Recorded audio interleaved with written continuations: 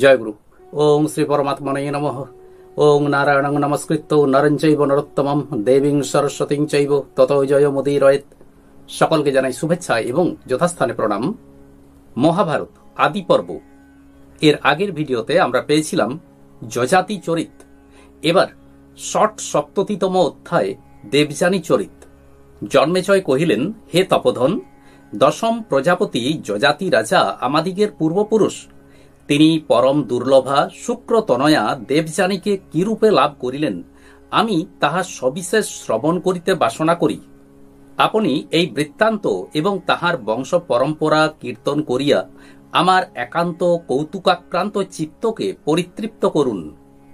বৈশম্পায়ন কহিলেন, দেবরাজ সম প্রভাব সম্পন্ন নহুষপুত্র যজাতি রাজাকে শুক্র ও বৃষপর্বা যে রূপে বরণ করেন এবং তিনি যে প্রকারে দেবযানীকে লাভ করেন, হে মহারাজ, আমি সেই সমস্ত বৃত্তান্ত কীর্তন করিতেছি, শ্রবণ করুন।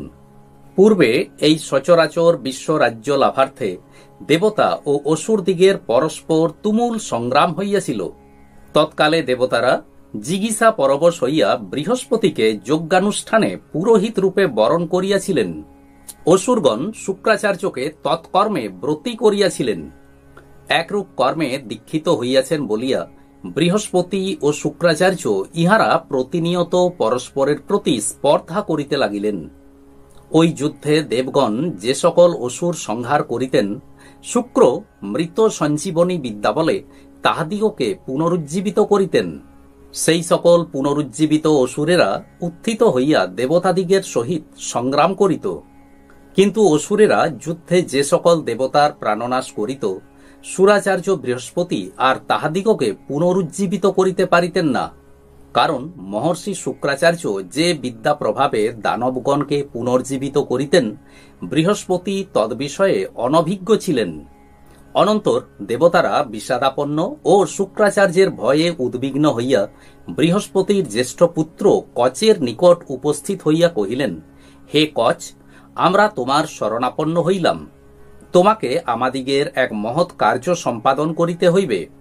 অমিত তেজা শুক্রাচার্য যে মৃত সঞ্জীবনী বিদ্যা জানেন, তুমি সত্বর তাহা অপহরণ করো। এই কর্ম করিলে তুমি সর্ববিষয়ে আমাদিগের অংশভাগী হইবে। সম্প্রতি বৃষপর্বার নিকটে তুমি শুক্রাচার্যকে দেখিতে পাইবে। তিনি তথায় দানবগণকে সর্বদা রক্ষা করিতেছেন, কিন্তু দেবতাদিগের প্রতি কটাক্ষপাতও করেন না। তুমি অল্প বয়স্ক বালক, তুমি তাহার আরাধনায় সক্ষম হইবে। সেই মহাত্মার দেবযানী নাম্নী এক কন্যা আছেন, তাহাকেও আরাধনা করিতে তোমাভিন্ন অন্য কেহই সমর্থ হইবে না। দয়াদাক্ষিণ্য সুশীতলাদি গুণে দেবযানীকে সন্তুষ্টা করিতে পারিলে তুমি নিশ্চয়ই সেই সঞ্জীবনী বিদ্যা লাভ করিবে। অনন্তর বৃহস্পতি তনয় কচ তথাস্তু বলিয়া বৃষপর্বার সমীপে গমন করিলেন। দেবগণ প্রেরিত কচ দ্রুত গমনে তথায় উপনীত হইয়া অসুরেন্দ্র বৃষপর্বার সমীপে শুক্রকে দেখিয়া কহিলেন, মহাশয়, আমি মহর্ষি অঙ্গিরার পুত্র, সাক্ষাৎ বৃহস্পতির পুত্র। আমার নাম কচ। আপনাকে গুরু স্বীকার করিলাম। আপনি আমার গুরুত্বে বৃত হইলে আমি সহস্র বৎসর ব্রহ্মচর্য অনুষ্ঠান করিব। আপনি আমাকে অনুমতি করুন। শুক্র কহিলেন, হে কচ, তোমার পিতা বৃহস্পতি অতি পূজনীয়, অতএব আমি তোমার বাক্য অঙ্গীকার করিলাম। এক্ষণে তোমাকে ব্রহ্মচর্য ব্রতে অধিকারী করি। এবার কচের শুক্র শিষ্যত্ব গ্রহণ। বৈশম্পায়ন কহিলেন, হে মহারাজ, কচ ভৃগুপুত্র শুক্রাচার্য কর্তৃক আদিষ্ট ব্রহ্মচর্য ব্রত গ্রহণ করিলেন এবং ব্রতকালের অব্যাঘাতে উপাধ্যায়ের ও তৎপুত্রী দেবযানীর আরাধনা করিতে লাগিলেন। তিনি প্রতিদিন নৃত্য, গীত, বাদ্য এবং ফল পুষ্পাদি আহরণ দ্বারা অত্যল্প দিবসের মধ্যেই প্রাপ্ত যৌবনা দেবযানীর পরিতোষ জন্মাইলেন। দেবযানীও গীত বাদ্য দ্বারা ব্রতধারী কচের পরিচর্যা করিতে লাগিলেন। এইরূপ ব্রতাচরণ করিতে করিতে কচের ৫০০ বর্ষ অতীত হইল। অনন্তর দানবেরা কচের অভিসন্ধি বুঝিতে পারিয়া উপাধ্যায়ের গোরক্ষণে নিযুক্ত কাননস্থ কচকে বিনাশ করিল এবং তদীয় দেহ খণ্ড খণ্ড করিয়া শৃগাল কুকুরগণকে ভক্ষণ করিতে দিল। তখন গোসকল গোপ শূন্য হইয়া স্ব স্ব নিবেশনে প্রত্যাগত হইল। পরে দেবযানী কচকে না দেখিয়া পিতার নিকট নিবেদন করিলেন, হে পিত, আপনার অগ্নিহোত্রে আহুতি প্রদান করা হইল। সূর্যদেব অস্ত গমন করিলেন এবং গোসকল গোপ শূন্য হইয়া গৃহে আগমন করিল, কিন্তু কচকে প্রত্যাগত দেখিতেছি না। অতএব নিশ্চয়ই বোধ হইতেছে কচ আহত বা কালগ্রস্ত হইয়াছে। আমি সত্য কহিতেছি, কচ ব্যতিরেকে জীবন ধারণ করিতে পারিব না। শুক্র কহিলেন, বৎসে, চিন্তা কি? কচ এই মুহূর্তেই আসিবে। আমি মৃত কচকে পুনর্জীবিত করিব। এই বলিয়া সঞ্জীবনী বিদ্যা প্রয়োগপূর্বক কচকে উচ্চৈশ্বরে আহ্বান করিতে লাগিলেন। আহুত কচ সঞ্জীবনী বিদ্যা প্রভাবে পুনর্বার জীবন প্রাপ্ত হইয়া শৃগাল কুক্কুরগণের দেহ বিদীর্ণ করিয়া হৃষ্ট মনে উপাধ্যায় সমীপে উপস্থিত হইলে দেবযানী কহিলেন, কচ, তোমার আসিতে এত বিলম্ব হইল কেন? কচ উত্তর করিলেন, হে ভাবিনী, আমি সমিত, কুশ এবং কাষ্ঠভার দ্বারা আক্রান্ত ও একান্ত পরিশ্রান্ত হইয়া গোগণের সহিত বিশ্রামার্থ এক বটবৃক্ষের ছায়ায় আশ্রয় লইয়াছিলাম। ইত্যবসরে অসুরগণ তথায় আসিয়া আমাকে জিজ্ঞাসা করিল, তুমি কে? আমি কহিলাম, আমি বৃহস্পতির পুত্র, আমার নাম কচ। এই কথা কহিবা মাত্র তাহারা আমাকে বধ করিয়া তদ্দণ্ডে আমার শরীর খণ্ড খণ্ড করিয়া শৃগাল কুক্কুরগণকে ভক্ষণার্থ প্রদানপূর্বক পরম সুখে স্ব স্ব গৃহে প্রতিনিবৃত্ত হইল। এক্ষণে মহাত্মা ভার্গবের বিদ্যা বলে পুনর্বার জীবন পাইয়া তোমার নিকট উপস্থিত হইলাম। অনন্তর একদা দেবযানী পুষ্পচয়নার্থ কচকে অরণ্যে প্রেরণ করিলেন। দানবেরা কাননস্থ কচের শরীর চূর্ণ করিয়া সমুদ্র জলে মিশ্রিত করিয়া দিল। এদিকে দেবযানী কচের বিলম্ব দেখিয়া পিতার নিকট নিবেদন করিলেন। তখন শুক্র বিদ্যা প্রভাবে কচকে আহ্বান করিলে কচ পুনর্বার আসিয়া গুরুর সন্নিধানে সমস্ত বৃত্তান্ত নিবেদন করিলেন। তৃতীয়বার অসুরেরা কচকে বিনষ্ট ও ভস্মাবশিষ্ট করিয়া শুক্রাচার্যের সুরার সহিত মিশ্রিত করিয়া দিল। তখন দেবযানী পুনর্বার পিতাকে নিবেদন করিলেন, হে পিত, আমি পুষ্পাহরণার্থ কচকে প্রেরণ করিয়াছিলাম, কিন্তু এখনো তাহাকে প্রত্যাগত দেখিতেছি না। বোধহয় সে আহত বা মৃত হইয়া থাকিবে। হে পিত, আমি নিশ্চয় কহিতেছি, কচ ব্যতীত জীবন ধারণ করিতে পারিব না। শুক্রাচার্য কহিলেন, হে পুত্রী, বৃহস্পতির পুত্র কচ নিশ্চয়ই মৃত হইয়াছে। আমি সঞ্জীবনী বিদ্যা প্রভাবে বারংবার তাহার জীবন রক্ষা করিতেছি। কি করি, অসুরেরা তথাপি তদ্বিনাশে বিরত হইতেছে না। অতএব হে দেবযানী, তুমি শোক বা রোদন করিও না। তোমার সদৃশী মহিলারা সামান্য মর্তলোকের নিমিত্ত শোক মোহে অভিভূত হয় না।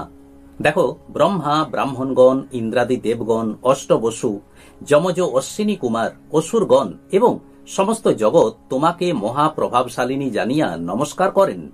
কচের জীবন রক্ষা করা বৃথা বোধ হইতেছে, যেহেতু অসুরেরা সুযোগ পাইলেই পুনর্বার তাহার প্রাণ সংহার করিবে। দেবযানী কহিলেন, বৃদ্ধতম মহর্ষি অঙ্গিরা যাহার পিতামহ, তপনিধি বৃহস্পতি যাহার পিতা, তাহার নিমিত্ত কেনই বা রোদন ও শোক করিব না? কচ নিচেও সামান্য লোক নহেন, তিনি ব্রহ্মচারী, তপোধন ও সর্বকার্যে সুনিপুণ। হে তাত, আমি নিরাহারে প্রাণত্যাগ করিয়া কচের অনুগামিনী হইব। কচ আমার নিতান্ত প্রিয়পাত্র, আমি তাহাকে না দেখিয়া ক্ষণমাত্রও জীবন ধারণ করিতে পারিব না। মহর্ষি শুক্র দেবযানী কর্তৃক এইরূপ অভিহিত হইয়া কচকে আহ্বান করিয়া ক্রোধ ভরে কহিলেন, নিশ্চয়ই অসুরেরা আমার প্রতি বিদ্বেষাপন্ন হইয়াছে এবং এই নিমিত্তই বারংবার আমার শিষ্যের প্রাণনাশ করিতেছে। দুর্দান্ত দানবেরা এই পৃথিবীকে ব্রাহ্মণ শূন্য করিবার অভিলাষে আমার প্রতি এইরূপ অত্যাচার করিতে প্রবৃত্ত হইয়াছে। ভালো, আমি এক্ষণেই তাহাদিগের এই পাপের দণ্ডবিধান করিতেছি। ব্রহ্ম হত্যাকৃত পাপ ইন্দ্রকেও দগ্ধ করিতে পারে।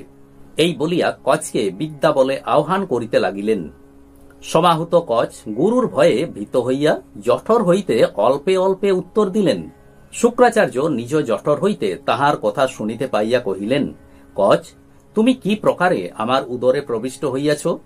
কচ কহিলেন, আপনার প্রসাদে বলবতী স্মরণ শক্তি আমাকে পরিত্যাগ করে নাই। এই নিমিত্ত আমার যথাবৎ বৃত্তান্ত স্মরণ হইতেছে, আর আমার তপস্যা কিছুমাত্র ক্ষয় হয় নাই। এই নিমিত্ত এই দারুণ ক্লেশ সহ্য করিতে সমর্থ হইয়াছি। অসুরেরা আমাকে দগ্ধ ও চূর্ণ করিয়া আমার সুরার আসুরী মায়া কখনোই ব্রাহ্মী মায়াকে অতিক্রম করিতে পারিবে না। শুক্র কহিলেন, বৎসে দেবযানী, অদ্য কিরূপে তোমার প্রিয় কার্য সম্পাদন করিব? আমি প্রাণ পরিত্যাগ না করিলে কচের প্রাণ রক্ষা হয় না। কচ আমার উদরের অভ্যন্তরে অবস্থিতি করিতেছে, সুতরাং কুক্ষি বিদারণ ব্যতিরেকে কচ কিরূপে নির্গত হইবে? দেবযানী কহিলেন, তা তো কচের বিনাশ ও আপনার উপঘাত, এক্ষণে এই উভয়ই আমার পক্ষে সাক্ষাৎ অগ্নিকল্প বোধ হইতেছে। কচের বিনাশ হইলে আমার জীবন নষ্ট হইবে এবং আপনার বিয়োগে কিরূপেই বা প্রাণ ধারণ করিব? তখন শুক্র উদরস্থ কচকে কহিলেন, হে বৃহস্পতি পুত্র কচ, যেহেতু দেবযানী তোমাকে ভক্ত বলিয়া আদর করেন, অতএব বোধ হয় তুমি কোন সিদ্ধ পুরুষ অথবা কচরূপী ইন্দ্র হইবে। যাহা হোক, অদ্য তোমাকে এই সঞ্জীবনী বিদ্যা প্রদান করিব। ব্রাহ্মণ ব্যতীত অন্য কেহ পুনর্জীবিত হইয়া আমার উদর হইতে বহির্গত হইতে পারে না। অতএব অঙ্গীকার করিতেছি, তোমাকে বিদ্যা দান করিব, কিন্তু বৎস, তুমি পুত্ররূপে আমার দেহ হইতে নিষ্ক্রান্ত হইয়া পুনর্বার বিদ্যা বলে আমাকে জীবিত করিবে। দেখিও, এই ধর্ম প্রতিপালনে যেন পরাণমুখ হইও না। এবার কচের সঞ্জীবনী বিদ্যা লাভ। অনন্তর কচ শুক্র সন্নিধানে সঞ্জীবনী বিদ্যা প্রাপ্তিপূর্বক কুক্ষি ভেদ করিয়া পূর্ণিমা শশাঙ্কের ন্যায় তৎক্ষণাৎ নিষ্ক্রান্ত হইলেন। নিষ্ক্রান্ত হইয়া দেখিলেন মৃত শুক্রাচার্য ভূতলে পতিত আছেন। কচ অবিলম্বে সিদ্ধ বিদ্যা দ্বারা তাহাকে জীবিত করিয়া অভিবাদন পূর্বক কহিলেন, ভগবান, যিনি কর্ণে অমৃত নিষেক স্বরূপ মন্ত্র প্রদান করেন, আমি তাহাকে পিতামাতা স্বরূপ স্বীকার করি। কোন ব্যক্তি এমত মূঢ় যে তাদৃশ হিতৈষী লোকের অনিষ্ট চেষ্টা করিবে? সত্য ফলপ্রদ নিধির নিধি স্বরূপ ও পরম পূজনীয় গুরুদেবকে যে ব্যক্তি আদর না করে, সেই পাপিষ্ঠ ইহলোকে অপ্রতিষ্ঠিত হইয়া পুরলোকে নিরয়গামী হয়। মহানুভব শুক্র সুরাপান জনিত অজ্ঞানতা প্রযুক্ত অভিরূপ কচকে সুরা সহকারে উদরস্থ করিয়াছিলেন। এই বলিয়া সুরার প্রতি জাতক্রোধ হইলেন। তিনি বিপ্রগণের প্রিয় সম্পাদনার্থ কহিলেন, অদ্যাবধি যে মূঢ়মতি ব্রাহ্মণ ভ্রান্তিক্রমেও মদ্যপান করিবে, সে অধার্মিক ও ব্রহ্মহা হইয়া ইহকাল ও পরকালে ঘৃণিত ও নিন্দিত হইবে। আমি বিপ্রধর্মের এই সীমা সংস্থাপন করিলাম। গুরু শুশ্রূষা পরায়ণ ব্রাহ্মণগণ ও অন্যান্য লোক ইহা শ্রবণ করুন। তপনিধি এই বলিয়া মূঢ়বুদ্ধি দানবদিগকে আহ্বান করিয়া এই কথা কহিলেন, অরে নির্বোধ দানবগণ, আমার তুল্য প্রভাবশালী মহাত্মা কচ সঞ্জীবনী বিদ্যা প্রভাবে ব্রহ্মভূত হইয়া আমার নিকট বাস করিবেন। এই কথা কহিয়া তিনি বিরত হইলেন। তৎপরে দানবেরা বিস্ময়াবিষ্ট হইয়া স্ব নিকেতনে গমন করিল। কচ সহস্র বৎসর গুরুগৃহে বাস করিয়া পরিশেষে তাহার অনুমতি লইয়া দেবলোকে প্রস্থান করিলেন। আজ এই পর্যন্তই। আসুন এবার শ্রী ভগবানের মহামন্ত্র জপ করি। হরে কৃষ্ণ কৃষ্ণ কৃষ্ণ হরে হরে, হরে রাম রাম রাম হরে হরে। নমস্কার।